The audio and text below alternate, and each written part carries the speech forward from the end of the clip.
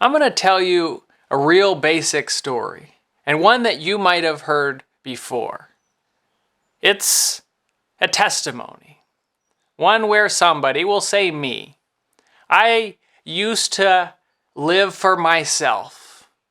I used to be a rebel, and I used to do whatever I felt like I wanted to do. And then I discovered Christ. And when I discovered Christ, then I realized who I was to live for. And I invited him into my heart, and I submitted to Christ. He is my King and my Lord. Some of you, this may be your experience. It's not exactly my testimony, but it is an example of what many of our testimonies look like and what many times you hear from a pulpit from somebody speaking. But what it fails to take into account, this story of the gospel, is the environment in which it is presented.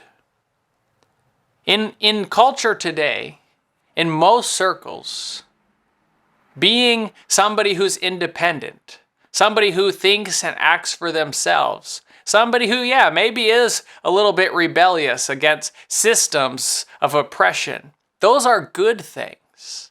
And somebody who's submissive, who allows for others to be in charge, somebody who submits to a king or authority figure, those are traits that are not encouraged or valuable in society. We look at kings and oppressive systems, and we think of those in the same breath. And those who stand up and fight against them, those are the people who are supposed to be cheered and valued. So when we present our testimony as going from something that is good and valuable in society's eyes, oftentimes, in our language, that is, we then present ourselves as submissive to a king without explaining our terms or what that looks like or means. What people hear is a testimony of going from what they value and think is important to what they think is to be shamed.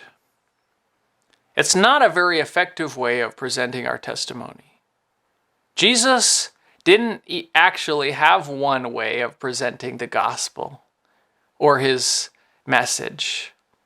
He often tailored it to whatever circumstance or audience that he was talking to. And we can do this as well when we present our testimony and when we present how the gospel has impacted us. Imagine if I said something more like this, that I used to live without purpose. I had no real direction, and I kind of just went with the flow. But then I discovered Jesus, and Jesus gave me value because he told me that I did not need to be ashamed of my insufficiency because Christ is perfect. I could find my identity in Christ. And because I was incorporated into Christ and into the family of God, then I discovered purpose and meaning. And now I live to mission. I live to accomplish the mission that Christ has given me, which is to spread the love of Jesus with the people around me. This idea, or this testimony, is similar in its content, but it's presented in terms that are favorable.